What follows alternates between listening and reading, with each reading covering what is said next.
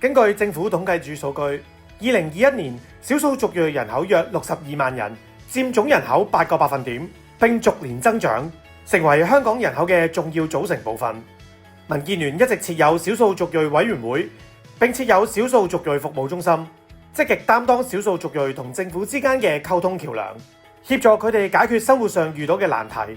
例如往返內地問題。民建聯積極向有關部門爭取，最終國家出入境管理局喺2024年7月實施新政策，讓非中國籍嘅香港永久居民可以申請通行證往返內地。我哋更設立咗社區諮詢站，幫助少數族裔居民辦理證件。喺就業方面，自2022年起，我哋每年與勞工處合辦多場共創多元文化工作間招聘會，至今累計提供超過1萬個職位，協助少數族裔解決就業問題。未來我哋會繼續協助少數族裔融入社會，共同締造一個共融、關愛、多元嘅國際化城市。